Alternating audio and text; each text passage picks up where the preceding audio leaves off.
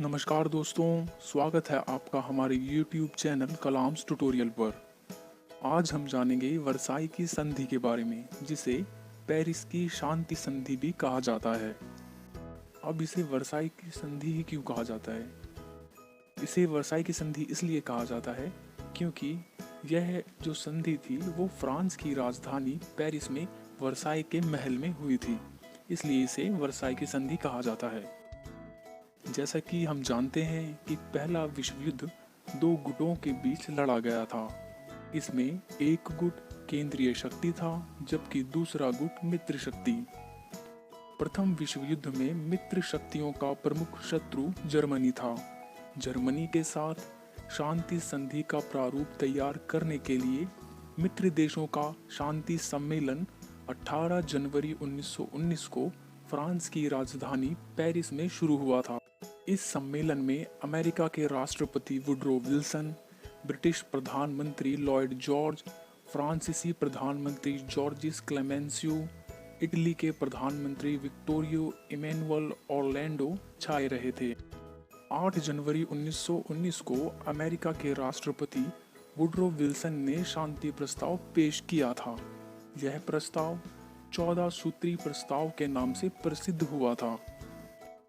Germany ने इस शर्त पर आत्मसमर्पण किया था कि विल्सन के 14 सूत्र और अन्य बातें शांति का आधार बनेंगे। 14 सूत्रों के अलावा विल्सन ने यह घोषणा भी की थी कि किसी देश के किसी प्रदेश पर अधिकार नहीं किया जाएगा, किसी से कोई आर्थिक मांग नहीं की जाएगी, ना ही किसी से दंड के रूप में किसी भी प्रकार का कोई हर्जाना देने को कहा जाएगा। इस प्रस्ताव में यह भी कहा गया था कि संबंधित देशों की स्वैच्छिक स्वीकृति समझौते का आधार होगी। लेकिन जब संधि का प्रारूप तैयार किया गया तो इस सिद्धांत को दरकिनार कर दिया गया। सम्मेलन में ना तो जर्मनी का और ना ही किसी अन्य केंद्रीय शक्ति का कोई प्रतिनिधि बुलाया गया।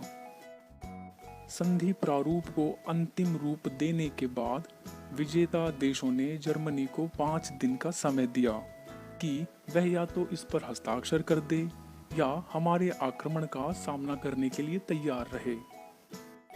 जर्मनी के सामने उस पर हस्ताक्षर करने के अलावा कोई और रास्ता नहीं रह गया था। जर्मनी ने इसे थोपी गई शांति कहा।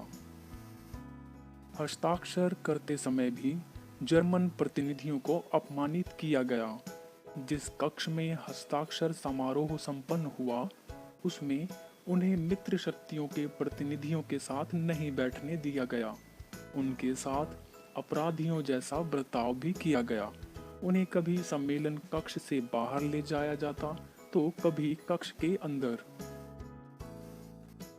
संधि में एक बिंदु क्षतिपूर्ति पर भी था, जिसमें कहा गया था कि जर्मनी और उसके सहयोगी देशों ने आक्रामक कार्रवाई करके मित्र शक्तियों तथा उनकी सहयोगी सरकारों एवं वहां की जनता पर जो युद्ध थोपा, उसके परिणाम स्वरूप उन्हें जो नुकसान उठाना पड़ा, उस सब के लिए जर्मनी और उसके सहयोगी देश अपना अपराध स्वीकार करें। जब यह बिंदु जर्मन विदेश मंत्री को दिखाया गया तो उन्होंने कहा, आज हमसे यह कहा जा रहा है कि हम स्वीकार करें कि सिर्फ हम ही युद्ध के लिए दोषी हैं, जबकि पिछले 50 वर्षों के दौरान सभी यूरोपीय देशों की साम्राज्यवादी सरकारों ने अंतर्राष्ट्रीय परिस्थितियों में जहर घोला है। हम पूरा जोर देकर इस बात का खंडन करते हैं कि केवल जर्मनी और उसकी जनता ही युद्ध के लिए दोषी थी। प्रथम विश्व युद्ध के दौरान मित्र शक्तियों ने अनेक गुप्त संधियों पर भी हस्ताक्षर किए थे।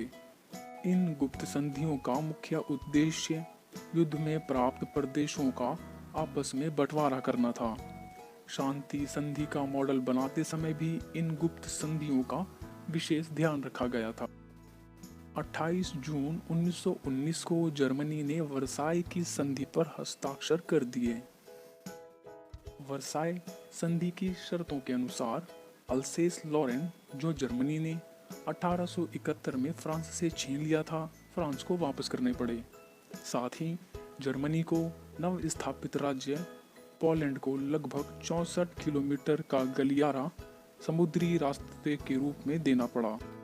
सार कोयला खान का क्षेत्र 15 सालों के लिए राष्ट्र संघ के नियंत्रण में रख दिया गया और इससे होने वाली आय फ्रांस को सौंप दी गई।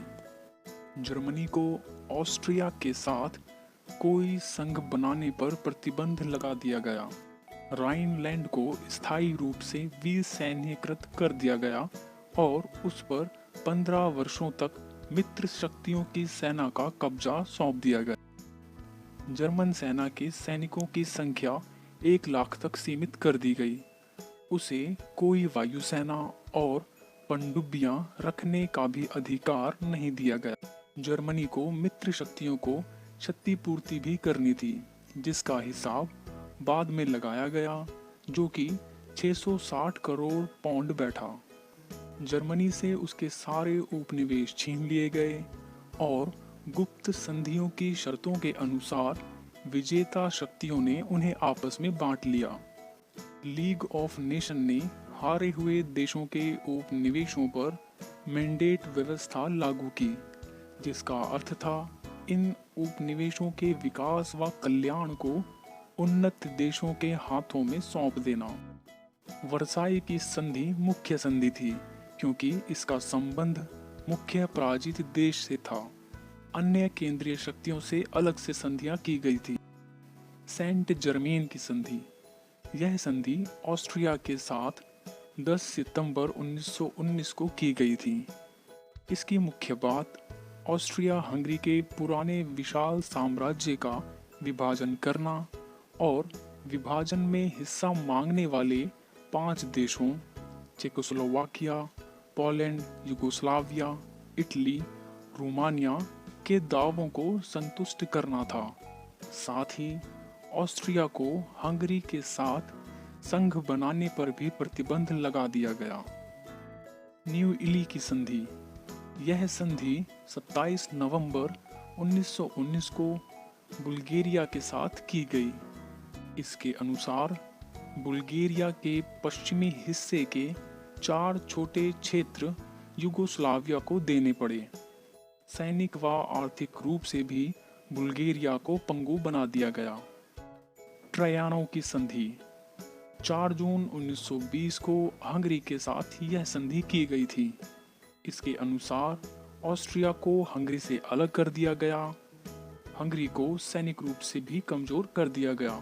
साथ ही हर्जाने की भारी रकम भी उस पर थोप दी गई।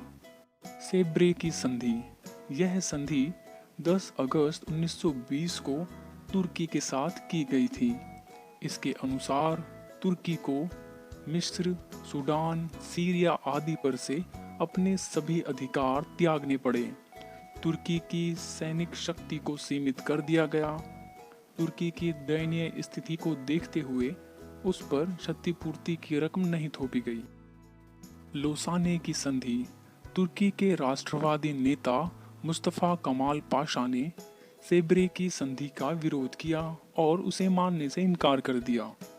जब इटली और यूनान की सेना ने तुर्की के क्षेत्रों पर कब्जा करना शुरू किया, तो कमाल पाशा के नेतृत्व में तुर्की सेना ने उन्हें खदेड़ दिया। इंग्लैंड जैसे देशों ने कमाल पाशा की नई सरकार को मान्यता प्रदान कर दी। तुर्की के सुल्तान का पद भी समाप्त कर दिया गया। नवंबर 1922 में मित्र देशों ने नई सरकार के साथ सेब्रे की संधि के स्थान पर लोसाने की नई संधि पर बातचीत शुरू कर दी। 24 जुलाई 1923 को लोसाने की संधि पर हस्ताक्षर किए गए। लोसाने की संधि के अनुसार तुर्की पर कोई प्रतिबंध नहीं लगाया गया। इस तरह तुर्की ने अपनी खोई हुई प्रतिष्ठा को वापस पा लिया।